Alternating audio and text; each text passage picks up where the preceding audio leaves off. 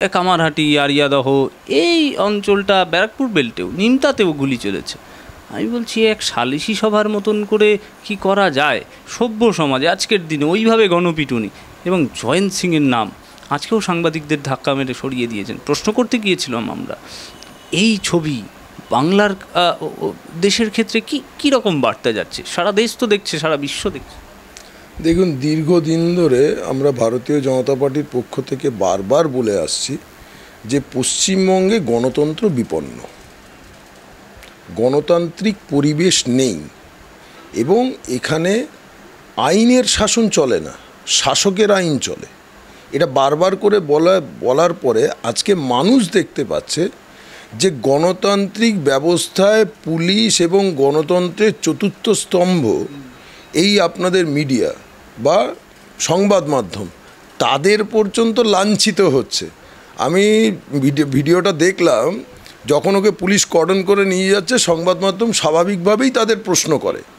সেখানে যে কায়দায় ও ধাক্কা মেরে সরিয়েছে এবং যে শব্দ উচ্চারণ করেছে, সেটা গণতন্ত্রের পক্ষে লজ্জা। এবং একটা জিনিস আরও বোঝা যাচ্ছে যে এই যে জয়ন্ত সিং একটা নয়, সারা পশ্চিমবঙ্গে বিভিন্ন জায়গায় ছড়িয়ে আছে।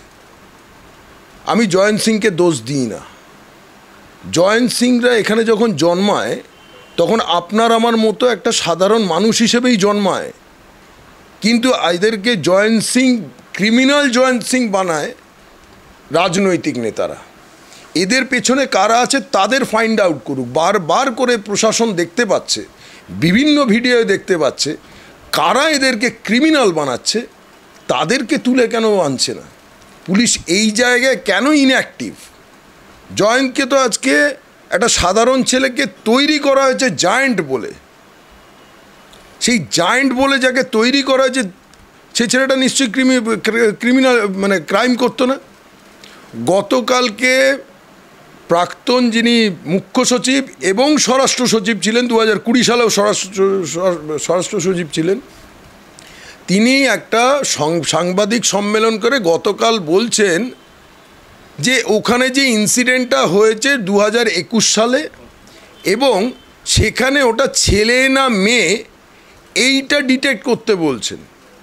আমার প্রশ্ন তাকে, যে সময়ের ঘটনা সেই সময়ে আপনি ওখানে স্বরাষ্ট্র সচিব ছিলেন, পরে আপনি মুখ্য সচিব হয়েছেন, তো এই দুটো আপনার সময়কালীন ঘটনা, আপনি এখনও মানুষকে বিভ্রান্ত করছেন। ওইটা ছেলে না মেয়ে এটা জানতে চায়নি, ওই ঘটনা যে সত্য সেটাও আপনারা স্বীকার করেছেন। তাহলে 2021 থেকে 2024 সাল কেন লাগলো একটা সুমোটো কেস করতে?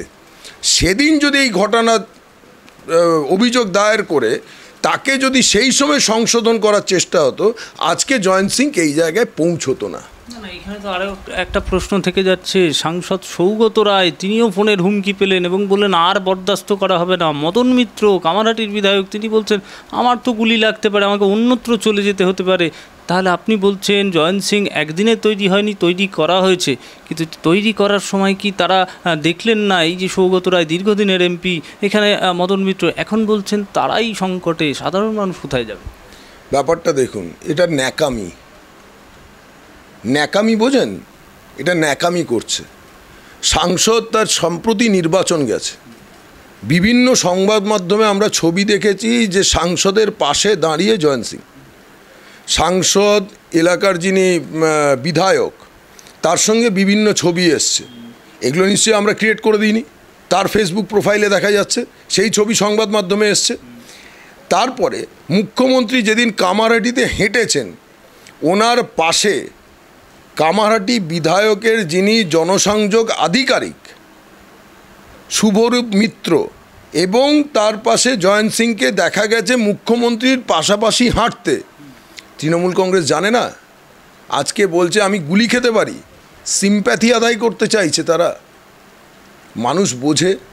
ওখানকার মানুষকে আজকে সকালবেলা সংবাদ মাধ্যম জিজ্ঞেস করেছে, তাদেরকে বলেছে রিভলভার নিয়ে আমাদের ভয় দেখিয়েছে।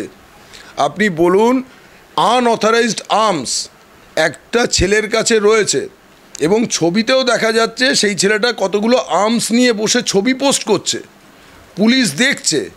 পুলিশ কতটা নিষ্ক্রিয় এবং এই নিষ্ক্রিয়তার কারণ হচ্ছে রাজ্যের শাসক দলের একটা চাপ রয়েছে যে এরা আমাদেরকে ভোটে জেতায়, এরা বুথ লুট করে, মানুষকে ভয় দেখায় এবং রাজনৈতিক স্বার্থে আমরা যখন এদেরকে যা করতে বলি তাই করে। তাহলে এদেরও তো, এই জয়ন্তদেরও তো একটা করে তাদেরও তো কিছু চাওয়া পাওয়া আছে। সেই চাওয়া পাওয়া মেটাতে গিয়েই আজকে জয়ন্ত সিংরা এই কাণ্ডগুলো করছে। এবং এই কাণ্ডগুলো করতো না যদি সেই সময় বাধা দিত পুলিশও তো বাধা দিতে পারছে না।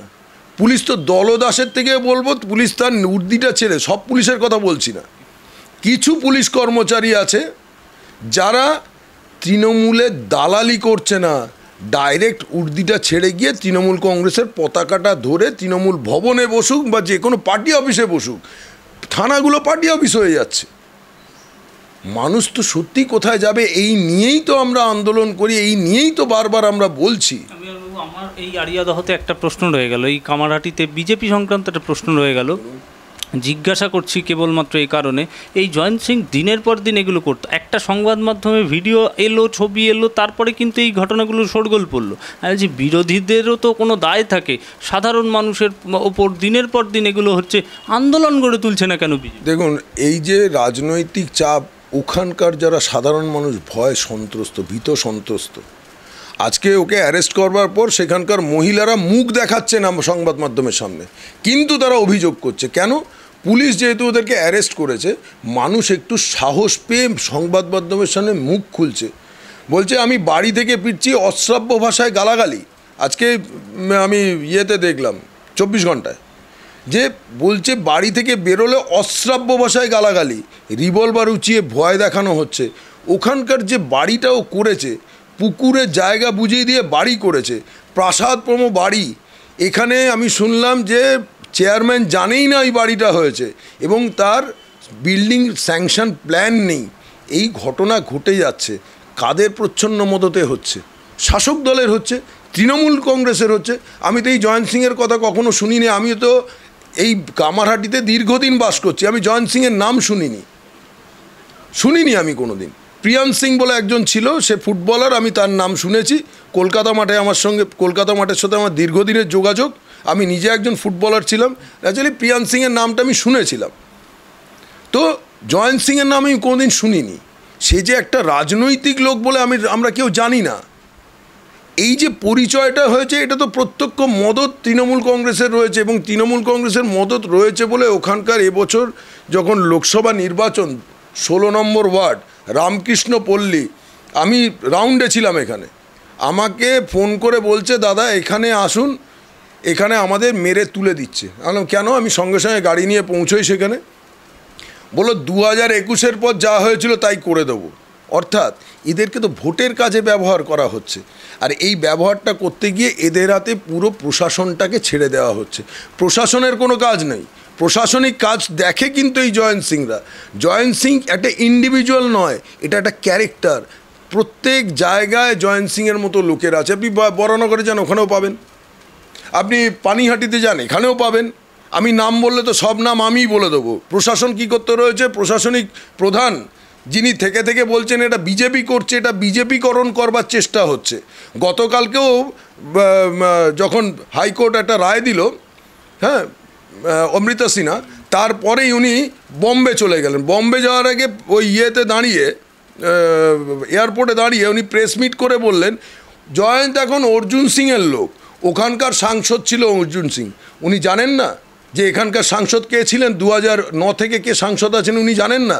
কিন্তু এখানেও উনি ওই বিজেপিকে জড়ানোর যে চেষ্টা, সেই চেষ্টাটাতেই অর্জুন সিংয়ের নামটা টেনে এনেছেন। কারণ রাগটা অর্জুন সিং কেন বিজেপিতে, তাই বিজেপির নাম দিয়ে এদেরকে জড়িয়ে আমাদের কোনো দোষ নেই, সবটাই বিজেপি করাচ্ছে, এটা দেখাবার জন্য উনি বিজেপিকরণ করতে চাইছেন। আর সবথেকে দুর্ভাগ্যের বিষয়, এই ছেলেগুলো তো জানে যে যেদিন রাজনৈতিক দাদারা আপনার থেকে সুবিধা পাবে ততদিন আমাদের থেকে সুবিধা নেবে। যেদিনই আমি ওদের গলগ্রহ হয়ে যাব, সেদিন ঘাট থেকে ছেলে ফেলে দেবে।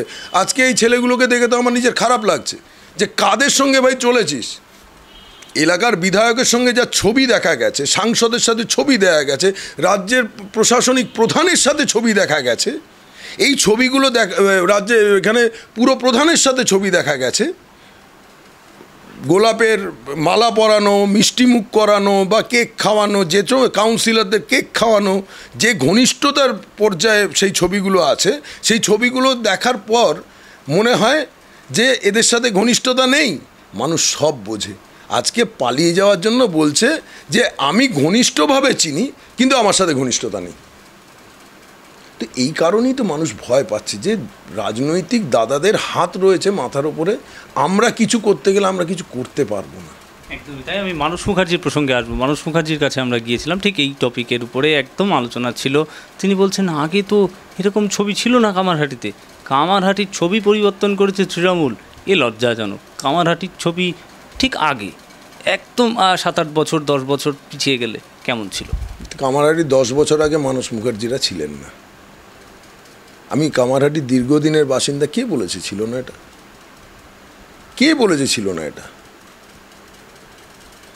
আমি বলছি না, আপনি সাধারণ মানুষের কাছে প্রশ্ন করুন তো, মানসবাবুর গাড়িতে কে ঘুরত? কামারহাটির কে ঘুরতো মানসবাবুর গাড়িতে আপনি একটু খবর নিন তো। আমি এই দেশপ্রিয় নগরের বুকে কোন বুথটায় নির্বাচন হতো বলুন তো। আমি আপনাকে 2010 সালের একটা ঘটনা বলি। 35 নম্বর ওয়ার্ডের যিনি তদানীন্তন তৃণমূল কংগ্রেস প্রার্থী ছিলেন, তার বাড়িতে রাত 2টোর সময় বোমাবাজি হয়েছিল। তার বাড়িতে, প্রার্থীর বাড়িতে রাত 2টোয় বোমাবাজি করতো, এবং সেই যে বোমাবাজিটা যে হয়েছিল, তারা কোথাকার বাসিন্দা? তারা পানিহাটির বাসিন্দা। তারা এখানে এসছিল, তারা এখানে এসে রাত্রে বোমাবাজি করেছে, ভোট করতে দেব না। সিপিএম আজকের দিনে দাঁড়িয়ে যদি বলে আমাদের এই তৃণমূল কংগ্রেসের আমলে আগে ছিল না, তাহলে তো গাধায় হাসবে এবার। এ তো দেখিয়ে এসছে। আমরা যতদিন সংবাদ মাধ্যম লাইভ কাভারেজ করতে পারেনি, তার আগে আমরা বিভিন্ন জায়গায় সংবাদ মাধ্যম মানে সংবাদ পত্রিকা সেগুলো ছিল, আনন্দবাজার, যুগান্তর, তখন যুগান্তর ছিল, আনন্দবাজার, যুগান্তর, অমৃতবাজারে আমরা কলকাতা কর্পোরেশনে ভোট দেখতাম। ভোটে কি দেখতে পেতাম? আপনারা এখন বোমটা ছুঁড়লে দেখাতে পাচ্ছেন, আর তখন বোমটা ছোড়ার পর পড়ে যখন ওই ধোঁয়াটা উঠতো সেটা দেখা যেত, আর হাতে রিভলভার নিয়ে দৌড়চ্ছে, পায়ে হাওয়াই চটি, সেটাও দেখা গেছে। কামারহাটির বুকেও তাই দেখা গেছে। তাই মানস মুখার্জিরা, দেখুন, আমার থেকে শ্রদ্ধেয় নেতা, তারা আমার থেকে সিনিয়র। আমি ওনাকে এক বর্ণ এখানে কালিমা লিপ্ত করতে চাই না, কিন্তু বাম আমলের কথা উনি যদি বলতে চান যে আমাদের সময় ছিল না, এটা মানুষ বিশ্বাস করে না। মানুষ যারা দেখেছে, এখন নতুন প্রজন্ম হয়তো ওদের কাছে গল্প শুনছে, কিন্তু আমাদের কাছে আর গল্পটা চলে না। আমরা একটা প্রত্যক্ষদর্শী, আমরা সবটাই দেখেছি। কোথায় কিভাবে নির্বাচন হয় এটা আমরা দেখেছি। আর আরেকটা জিনিস আপনার মনে থাকবে, 2004 সাল লোকসভা নির্বাচন চলছে। সেই নির্বাচনে কলকাতা উত্তর পূর্বে প্রার্থী হচ্ছে অজিত পাঁজা, কলকাতা উত্তর পশ্চিমে সুদীপ বন্দ্যোপাধ্যায়। অজিত পাঁজার সিটটা ছিনিয়ে নেবার জন্য মোহাম্মদ সেলিম সেবার ক্যান্ডিডেট হয়েছিলেন। মোহাম্মদ সেলিম ওখানে ক্যান্ডিডেট হয়ে ওখানে যা কাণ্ড করেছিলেন, তখন special observer Afzal Amanullah election কমিশনে এসছিলেন। তিনি এখানে দেখে পাগল হয়ে গিয়েছিলেন যে এই রকমও ভোট হয়, রক্তাক্ত নির্বাচন, বোমাবাজির নির্বাচন। বলছে আমার এইখানে এই বুথে খবর আছে, ওখান থেকে বেলেঘাটা যাচ্ছি, বেলেঘাটা ধুমধুমার। বেলেঘাটা থেকে যখন খবর পাচ্ছি দেখি বিধাননগর মানে মানিকতলা ধুমধুমার। তো এই পরিস্থিতিতে তাকে এপার ওপার দৌড়ে, মানে চারিদিকে দৌড়ে বেড়াতে হয়েছে। সেই রিপোর্ট দেওয়ার পর ইলেকশন কমিশন নড়ে চড়ে বসেছিল। পরবর্তীতে 2009 সেইভাবে নির্বাচন পরিচালিত হয়েছিল বলেই পরিবর্তনটা হয়েছিল। মানসবাবুরা এই সমস্ত কথা আমাদের সামনে না বললেই ভালো। আমাদেরকে জিজ্ঞেস করছেন, 1989 সাল থেকে নির্বাচনটা দেখছি, করছি। আমি উত্তর পশ্চিম করেছি, বরানগর করেছি, কামারহাটিও করছি। কামারহাটির বাসিন্দা আমি আজকে 20-22 বছর হয়ে গেল। এই সমস্ত কথা বলে লাভ নেই, সারা পশ্চিমবঙ্গ দেখেছে। বেশ, আমি একটা নতুন প্রশ্ন, একদম শেষ প্রশ্ন করে আমি প্রসঙ্গটা আজকে শেষ করব। মুখ্যমন্ত্রী প্রশাসনিক বৈঠক থেকে বিভিন্ন জিনিসের দাম নিয়ে আলোচনা করলেন, লঙ্কা, পেঁয়াজ, আদা, রসুন, সমস্তটা। সব দায় সেন্ট্রাল গভর্নমেন্টের ঘাড়ে চাপালেন। দিল্লি দাম বাড়িয়ে দেওয়া হচ্ছে, দাম বাড়ছে, দিল্লির কোনো নজর নেই। তা আমি বলছি রাজ্যের প্রশাসনিক প্রধান হিসাবে মমতা ব্যানার্জির ভূমিকা কী? তাহলে বিজেপির ভূমিকা যদি এরকম হয়, সেন্ট্রাল গভর্নমেন্টে যেহেতু বিজেপি আছে সেই কারণে দলের নাম উল্লেখ করলাম, ভারত সরকার কি এইভাবে দাম মানে মুখ্যমন্ত্রীর কথা? দেখুন, মুখ্যমন্ত্রী ঝুড়ি ঝুড়ি মিথ্যে কথা বলেন। ওনার রেগুলার কাজ হচ্ছে সকাল ওই দুপুরবেলা নবান্নে ঢোকে, বিকেলবেলাটা প্রেস কনফারেন্স করা। আগে পেছনে পতাকা ছিল না, নরেন্দ্র মোদীকে দেখার পর পেছনে 3টে করে পতাকা রাখে দুদিকে, দিয়ে প্রেস কনফারেন্স করে ঝুড়ি ঝুড়ি মিথ্যে কথা বলে। প্রথমে বললেন যে পেঁয়াজ, লঙ্কা, আদা, রসুনের দাম বেড়েছে। আলু কোথায় উৎপন্ন হয়?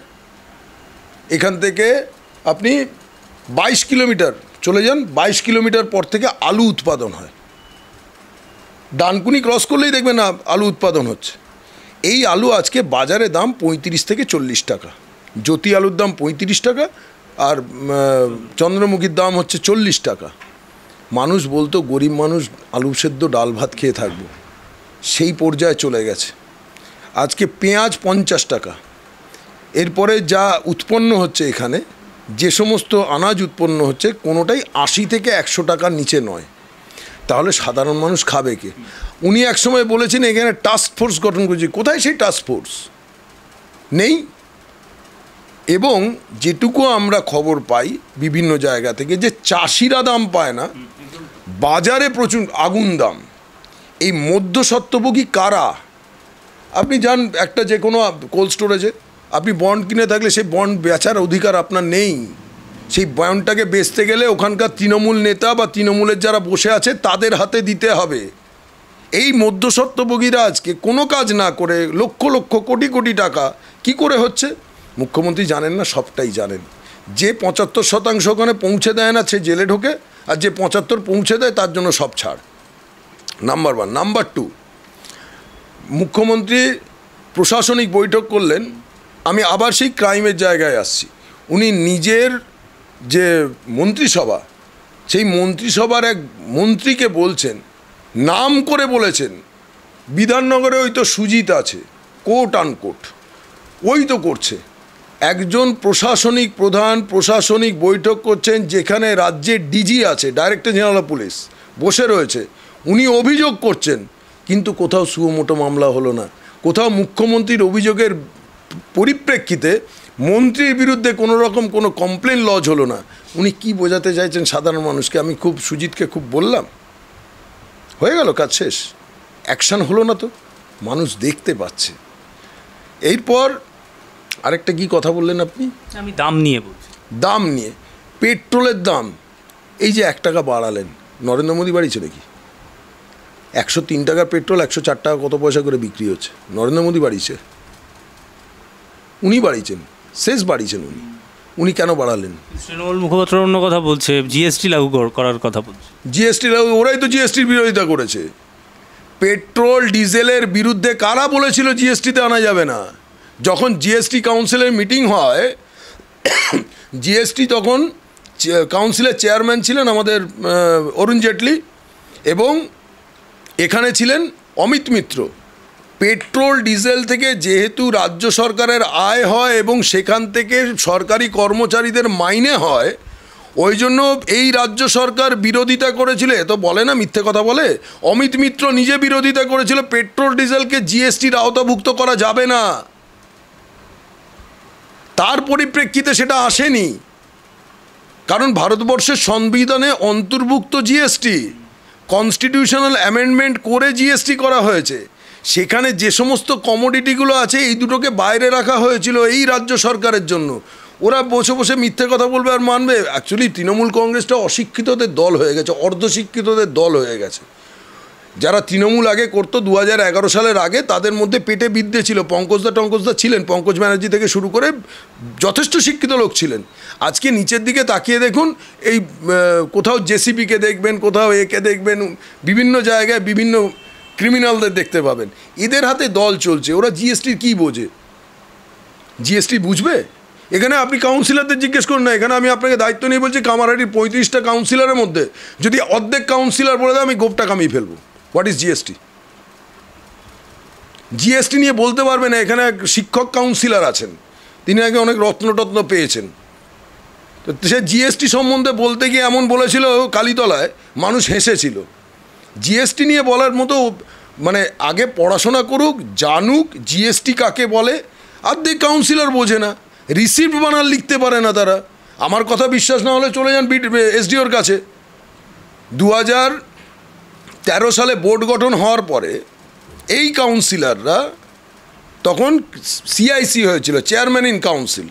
তো চেয়ারম্যান তো একটা অ্যাপয়েন্টমেন্ট লেটার দেয়, তাতে ওই অ্যাপয়েন্টমেন্ট লেটারতে একটা কপিতে রিসিভ করতে হয়। 5 জন সিআইসি রিসিভড বানান লিখতে পারেনি। এর থেকে দুর্ভাগ্যের কিছু হতে পারে? তারা জনপ্রতিনিধি। আমাকে জিজ্ঞেস করতে হবে না, চলে যান এসডিওর কাছে, ফাইলটা খুলুন, দেখতে পাবেন। RECIVD এই লেখাটার ক্ষমতা ওদের নেই। তাহলে সেই তৃণমূল কংগ্রেসের মুখ থেকে আমরা শুনবো what is GST? Is it মানে ইজ ইট ফেয়ার? এই তো অবস্থা।